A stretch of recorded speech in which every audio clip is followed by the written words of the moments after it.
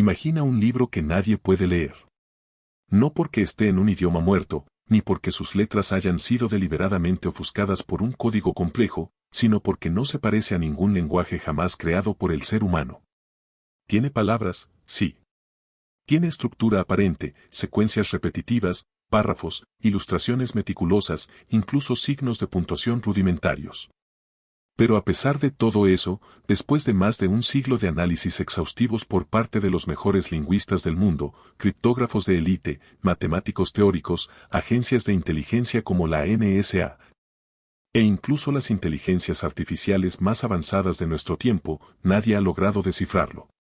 Nadie ha podido demostrar con certeza qué dice, quién lo escribió, ni por qué existe. Este no es un mito ni una leyenda urbana.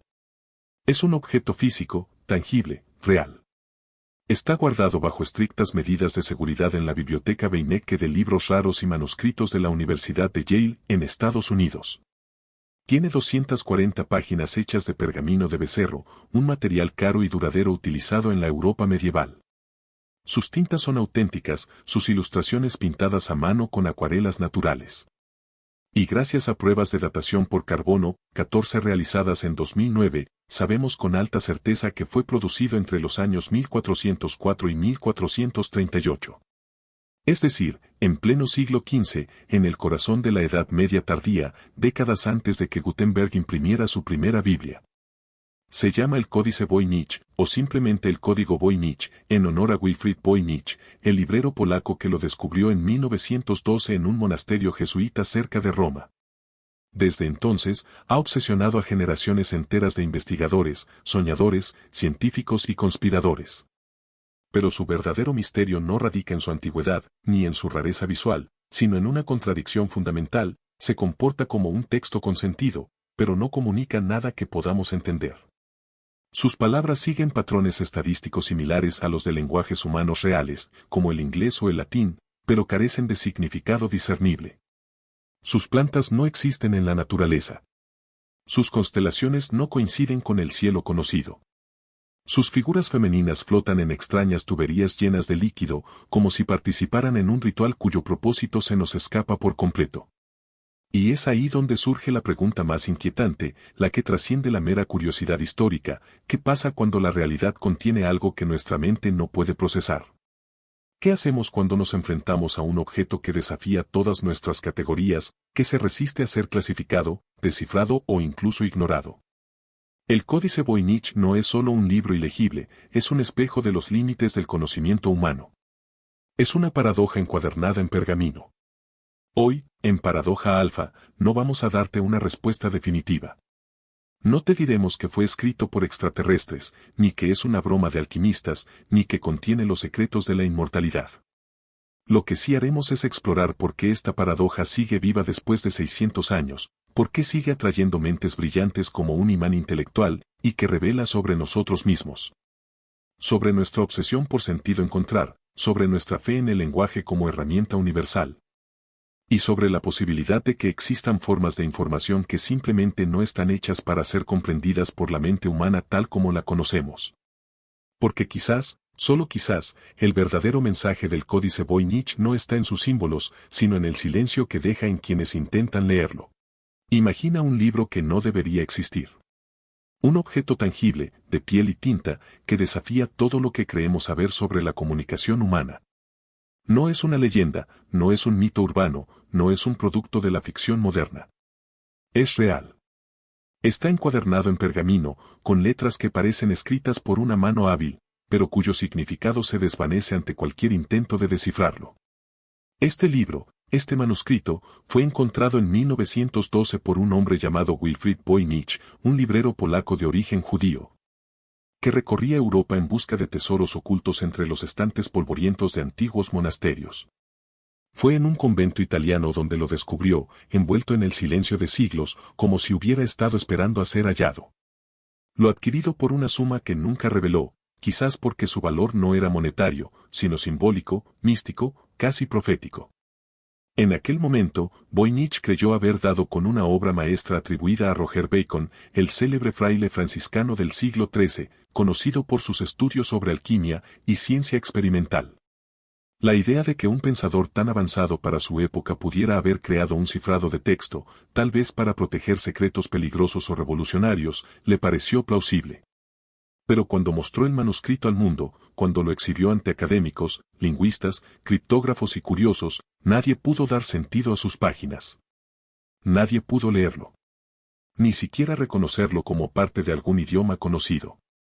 Era como si el libro hubiera sido escrito en un lenguaje que jamás había existido o que aún no existía. Pero lo más fascinante, lo que convierte esta historia en una paradoja viviente, es que el manuscrito no es una falsificación barata ni un engaño artesanal. Es auténtico. Y no solo en su apariencia, sino en su materialidad. Estudios científicos realizados en el año 2009 mediante técnicas de datación por carbono 14 confirmaron que el pergamino utilizado para las páginas proviene de la piel de becerro y que su origen se remonta a un periodo comprendido entre los años 1404 y 1438. Eso significa que fue elaborado hace más de 600 años, en plena Edad Media, en una época en la que la imprenta aún no había sido inventada y los libros eran objetos raros, costosos y valiosos. La tinta utilizada para escribirlo también es genuina, se trata de tinta de hierro galato, una mezcla común en esa época, compuesta por extractos vegetales y sales de hierro, que se usó ampliamente en documentos oficiales, manuscritos religiosos y textos científicos.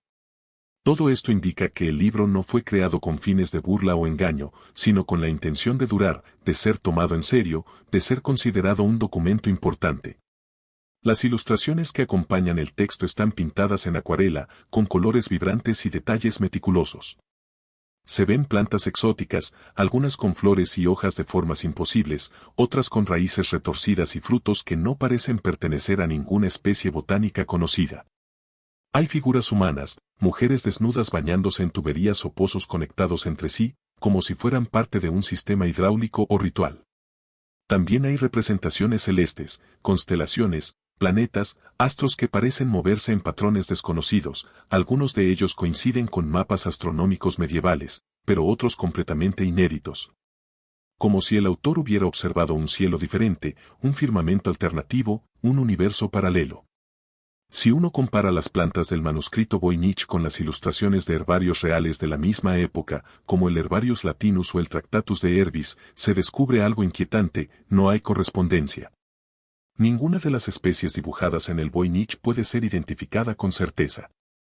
Algunas parecen inspiradas en plantas reales, pero distorsionadas, alteradas, como si hubieran sido vistas a través de un espejo deformante o grabadas en un sueño. ¿Fueron creadas por la imaginación? ¿Por error?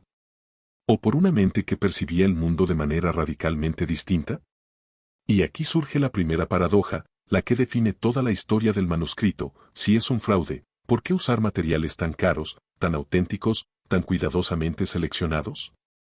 ¿Por qué invertir tiempo, dinero y habilidad artesanal en crear un libro que nadie podría entender, que no tenía propósito comercial ni didáctico? ¿Qué ganaría alguien al fabricar un objeto tan complejo, tan detallado, tan convincente en su apariencia histórica, solo para dejarlo sin sentido? Por otro lado, si es real, si realmente fue escrito por una persona o grupo de personas en el siglo XV, entonces debemos enfrentar preguntas aún más profundas: ¿quién fue el autor? ¿Cuál era su intención? ¿Para quién estaba destinado este texto? ¿Era un código secreto, una guía esotérica, un diario personal, un tratado científico, un mapa de otro mundo? ¿Por qué no dejó pistas, claves, referencias, nada que permita a futuros lectores acceder a su contenido? ¿Acaso el autor sabía que sería imposible descifrarlo? ¿O tal vez, no quería que lo hicieran? Esta dualidad, fraude versus realidad, se vuelve cada vez más confusa a medida que se profundiza en el análisis. Porque si fuera un fraude, podría haber sido realizado por alguien con un conocimiento extraordinario de la paleografía, la química de tintas, la botánica medieval y la astronomía de la época. Alguien capaz de anticiparse a los métodos científicos modernos de datación y análisis, alguien que pudo prever que en el futuro se desarrollarían tecnologías capaces de verificar la autenticidad de los materiales. Esa posibilidad resulta casi tan inverosímil como la de que el libro sea genuino. Y si es genuino, entonces nos enfrentamos a una pregunta aún más incómoda: ¿qué clase de mente pudo producir un texto que sigue siendo ilegible después de más de 6 siglos de intentos por descifrarlo? ¿Fue una persona sola? ¿Un grupo? ¿Una secta? ¿Un individuo en trance, bajo influencia de sustancias psicoactivas, en contacto con otra dimensión? ¿O simplemente alguien que jugaba con símbolos, explorando los límites de la expresión humana, sin pretender que fuera entendido? El manuscrito Voynich no ofrece respuestas. Solo plantea preguntas. Y en ese silencio, en esa ausencia de significado, reside su poder. Su verdadera paradoja no está en lo que dice, sino en lo que no dice. No es un libro que necesite ser leído. Es un libro que necesita ser contemplado. Que necesita ser interrogado. Que necesita ser aceptado como un misterio que tal vez nunca será resuelto. Porque a veces, lo más profundo no es encontrar la verdad, sino aprender a vivir con la incertidumbre. Y el Voynich, en su quietud, en su belleza extraña, en su impenetrabilidad, nos enseña precisamente eso, que hay cosas en el mundo que no pueden ser traducidas, que no deben ser dominadas. Que simplemente existen para recordarnos que no todo tiene explicación y que quizás, en ese vacío de sentido, reside la mayor forma de sabiduría. Durante décadas, generaciones enteras de mentes brillantes han intentado descifrar el enigma del códice Voynich, y todas han terminado en un callejón sin salida. Desde el momento en que Wilfrid Voynich lo presentó al mundo académico a principios del siglo XX, el manuscrito se convirtió en una especie de imán para los más grandes intelectos del planeta. Entre ellos, algunos de los criptógrafos más respetados de la historia. Durante la Segunda Guerra Mundial, cuando los códigos decidían el destino de naciones, expertos que habían roto sistemas considerados invulnerables, incluyendo a figuras tan legendarias como Alan Turing, dedicaron tiempo y esfuerzo al Voynich. Ninguno logró siquiera identificar un patrón repetible que les permitiera construir una clave mínima de traducción. No había pistas, no había errores humanos que revelaran la mano detrás de las letras, no había pistas contextuales que conectaran los símbolos con algo reconocible en el mundo real. Con el paso del tiempo, los lingüistas tomaron el relevo. Estudiaron cada página con lupa, comparando estructuras gramaticales, frecuencias de caracteres, distribución de palabras y morfología visual. Analizaron cientos de lenguas muertas y vivas, desde el sánscrito hasta el náhuatl, desde el copto hasta el vasco. Ninguna coincidía. Ninguna ofrecía siquiera una analogía parcial que permitiera construir una hipótesis sostenible. Y sin embargo, lo más desconcertante no era la diferencia, sino la similitud. Porque, estadísticamente, el texto del Voynich se comporta como un lenguaje humano real. Sigue la ley de Sieve, una regla empírica que establece que en cualquier idioma natural, la palabra más frecuente aparece aproximadamente el doble de veces que la segunda más frecuente, el triple que la tercera. Y así sucesivamente. Esta ley se cumple incluso en lenguas inventadas con cierta complejidad, pero casi nunca en textos aleatorios o generados artificialmente sin intención comunicativa. El Voynich la respeta con una precisión asombrosa. Pero aquí aparece la primera gran contradicción. A pesar de esta aparente naturalidad lingüística, el manuscrito carece de rasgos que todo texto humano genuino posee. No hay errores de escritura, no hay tachaduras, no hay correcciones, no hay variaciones caligráficas que sugieran fatiga, prisa o cambio de humor en el escriba. Tampoco hay repeticiones largas de frases o bloques de texto, algo común en manuscritos medievales donde se copiaban pasajes religiosos o científicos. Todo está cuidadosamente estructurado, como si hubiera sido producido en un solo acto de concentración perfecta, sin interrupciones, sin dudas, sin humanidad. Luego llegó la era de la inteligencia artificial, y con ella la esperanza de que algoritmos capaces de analizar millones de datos en segundos pudieran encontrar lo que siglos de esfuerzo humano no habían logrado. En 2018, un equipo de investigadores de la Universidad de Alberta entrenó una red neuronal profunda con textos en docenas de lenguas antiguas y modernas. El sistema, tras analizar el Voynich, sugirió que podría tratarse de hebreo cifrado, con las letras reordenadas de forma específica. Al aplicar esa lógica, obtuvieron frases como el mismo hizo la comida o el médico recomendó beber hierbas, pero estas traducciones carecían de coherencia temática, gramatical y contextual. No formaban un discurso, ni siquiera un fragmento de conocimiento útil. Era como si alguien hubiera tomado palabras sueltas de un diccionario y las hubiera ensamblado al azar, pero con una distribución estadísticamente plausible. 3 años después, en 2021, ingenieros de Google Brain sometieron el manuscrito a un análisis aún más sofisticado, midiendo su entropía lingüística. Una medida de la cantidad de información y la imprevisibilidad en una secuencia de símbolos. Sus hallazgos fueron reveladores. El texto del Voynich tiene una entropía muy cercana a la del inglés, el latín o el chino clásico. Es decir, desde el punto de vista matemático, se comporta como un lenguaje natural. Pero aquí radica la paradoja definitiva, aunque su estructura imita la de un idioma, no transmite significado. No hay semántica. No hay referentes. No hay conexión entre los símbolos y el mundo observable. Es como si alguien hubiera construido una orquesta perfecta, con todos los instrumentos afinados y en el orden correcto, pero sin una sola nota de música real. Ante este muro, los investigadores han propuesto múltiples hipótesis alternativas. La primera sugiere que el Voynich no es un texto cifrado, sino un ejemplo de glosolalia medieval, una escritura automática producida en estados de trance místico o posesión espiritual. Esta práctica era conocida entre ciertos círculos alquimistas y místicos que creían que al vaciar la mente podían canalizar lenguas celestiales.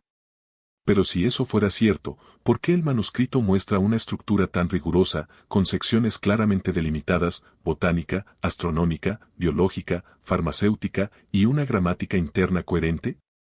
La glosolalia humana, incluso en sus formas más elaboradas, tiende al caos, no a la organización sistemática. Otra teoría plantea que podría tratarse de un lenguaje artificial temprano, similar a los sistemas simbólicos creados por figuras como John Dee en el siglo XVI, quien desarrolló el enochiano. Un idioma que afirmaba haber recibido de ángeles. Pero en esos casos, siempre existen claves, diarios, diccionarios o correspondencia que explican las reglas del sistema. En el Voynich, no hay nada. Ni una sola nota marginal, ni un símbolo repetido en otro contexto, ni una pista que permita reconstruir su lógica interna. Finalmente, está la hipótesis del fraude, que alguien en la Europa del siglo XV creó el manuscrito como una falsificación para venderlo a coleccionistas ricos como una obra de sabiduría oculta. Pero esto plantea otra pregunta incómoda: ¿quién invertiría años de trabajo meticuloso, dibujando cientos de plantas inexistentes, pintando constelaciones ambiguas, escribiendo más de 17.000 palabras en un alfabeto inventado, solo para crear un libro que nadie podría leer ni valorar? Un fraude exitoso necesita ser creíble, y lo creíble se entiende, al menos parcialmente. El Voynich, en cambio, es deliberadamente inescrutable. Todas las explicaciones humanas chocan contra un muro. El Voynich se comporta como un lenguaje, pero no comunica nada. ¿Y si el Voynich no fue escrito, sino generado? Esta pregunta, aparentemente absurda, es la que nos lleva a cruzar la frontera entre lo histórico y lo insondable. No estamos hablando de un fraude, ni de un idioma perdido, ni siquiera de un código cifrado con intención de ocultar mensajes secretos. Estamos hablando de algo mucho más profundo, la posibilidad de que este manuscrito no haya sido concebido como una herramienta de comunicación humana, sino como una manifestación de un sistema de información que trasciende nuestra comprensión del lenguaje. Un sistema que no se expresa en palabras, sino en patrones, en estructuras, en símbolos que vibran con una lógica interna que no reconocemos, pero que existe. ¿Qué pasaría si el autor, o los autores, del Voynich no estuvieran intentando decirnos algo, sino que estuvieran registrando algo? Algo que no puede ser descrito con palabras, porque no pertenece al mundo de las palabras. Algo que solo puede ser transmitido a través de formas, de colores, de secuencias que se repiten como si fueran parte de un programa, de un algoritmo, de un código que opera fuera de nuestro tiempo, fuera de nuestra realidad. No teníamos computadoras en el siglo XV, eso es cierto. Pero sí teníamos modelos del cosmos. Teníamos mapas celestes, tablas astronómicas, diagramas alquímicos que pretendían representar la estructura invisible del universo. Los alquimistas no veían el mundo como una colección de objetos, sino como un texto divino, una escritura sagrada que podía ser leída por aquellos que entendieran su lenguaje simbólico. Para ellos, cada planta, cada planeta, cada metal, era una letra en una palabra infinita. El Voynich podría ser precisamente eso, un mapa de una realidad alternativa, no en el sentido de un mundo paralelo físico, sino en el sentido de una dimensión de percepción. Una capa de la existencia que solo puede ser captada por mentes entrenadas, alteradas o simplemente abiertas a lo que está más allá de la lógica lineal. Imagina un libro que no contiene historias, sino archivos. Que no narra eventos, sino que ejecuta estados de conciencia. Que no describe plantas, sino que simula ecosistemas que nunca existieron en esta tierra, pero que podrían existir en otra. Este no sería un libro para leer, sino para activar. Un código fuente de un mundo posible, un modelo matemático de una realidad alternativa, escrito no con tinta, sino con intención. Con la intención de hacer visible lo invisible, de dar forma a lo informe, de codificar lo que no puede ser dicho. Hoy, en el siglo XXI, usamos inteligencias artificiales generativas para crear lenguajes falsos que parecen reales. En videojuegos, en mundos virtuales, en simulaciones de civilizaciones ficticias, creamos textos que imitan la estructura del lenguaje humano, pero que carecen de significado real. Son palabras sin alma, frases sin intención, oraciones sin historia. Y sin embargo, funcionan. Engañan a nuestros ojos, a nuestras mentes, porque siguen las reglas estadísticas del lenguaje. El Voynich hace exactamente lo mismo. Tiene entropía lingüística, tiene frecuencia de palabras, tiene estructura sintáctica, pero carece de semántica. No transmite ideas, no narra hechos, no expresa emociones. Es un texto que se comporta como si fuera humano, pero que no lo es.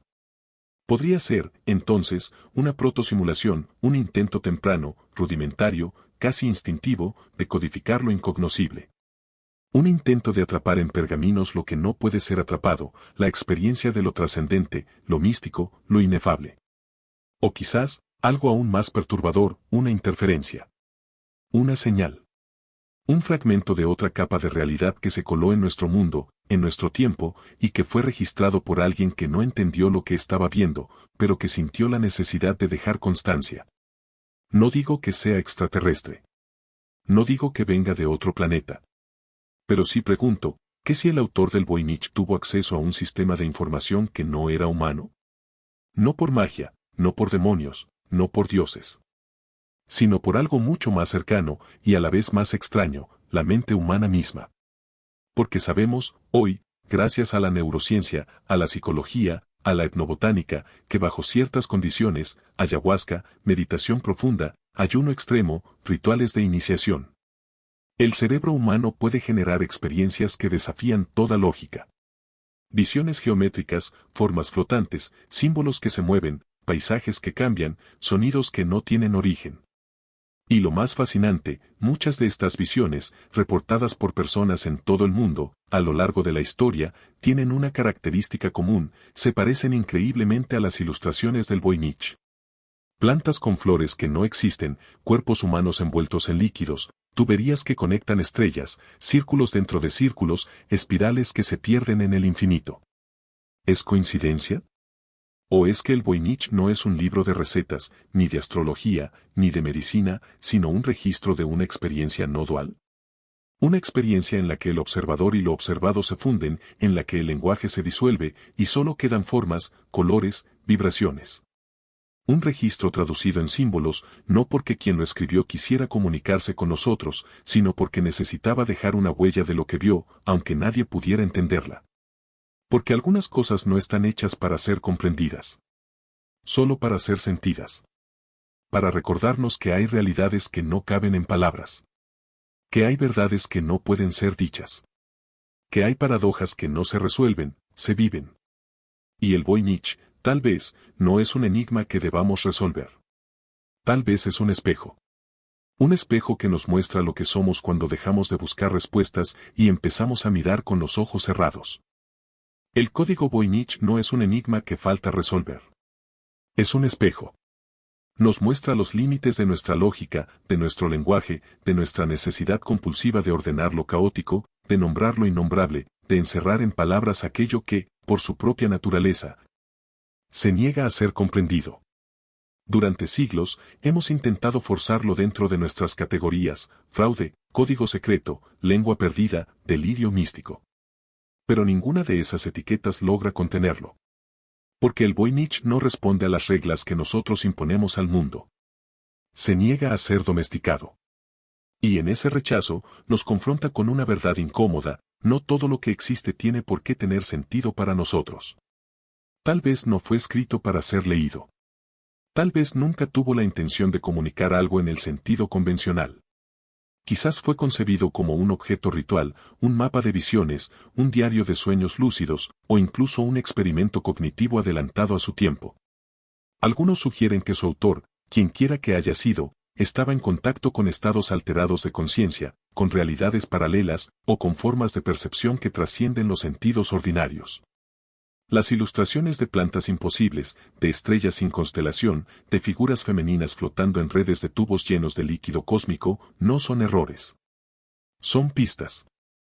No de un mensaje cifrado, sino de una experiencia que no puede traducirse fielmente al lenguaje humano. Y eso, es la verdadera paradoja. No que el libro exista físicamente en una vitrina en Yale, con su pergamino auténtico y su tinta medieval. Eso es lo de menos. La paradoja real es que, a pesar de todos los avances de la ciencia, de la computación, de la lingüística, seguimos incapaces de aceptar que hay fenómenos que no obedecen a nuestra lógica.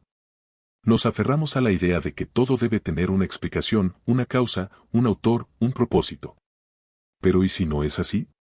¿Y si el Voynich es simplemente un recordatorio de que el universo, o la mente humana, es más extraño de lo que estamos dispuestos a admitir?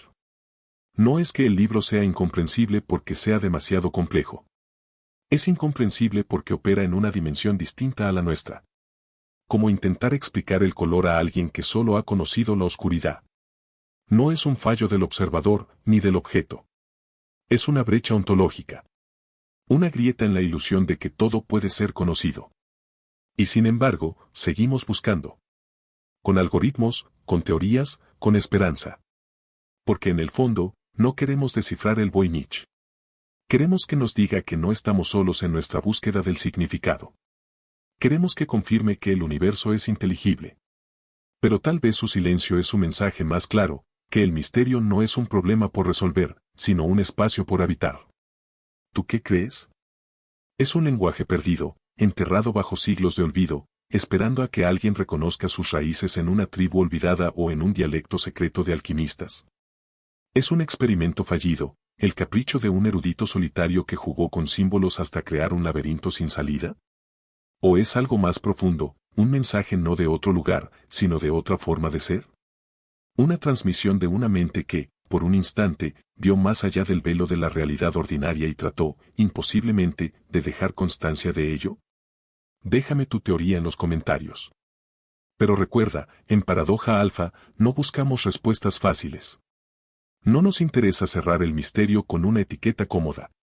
Nos interesa mantenerlo vivo. Porque las preguntas verdaderas no se responden, se viven. Y las preguntas que transforman no son las que dan certezas, sino las que nos obligan a mirar el mundo, y a nosotros mismos, con ojos nuevos. El código Voynich no es un libro. Es un umbral. Y tú decides si cruzarlo, o quedarte admirando su puerta cerrada, sabiendo que su valor no está en lo que contiene, sino en lo que despierta en ti al contemplarlo.